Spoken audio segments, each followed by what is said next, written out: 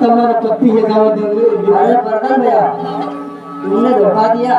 मैंने क्या धोखा? सामने खड़ी हो कौन है? अरे वो यार बता, मेरे पास में तो जा तो खबर है। क्यों जाऊंगा पास में मैं?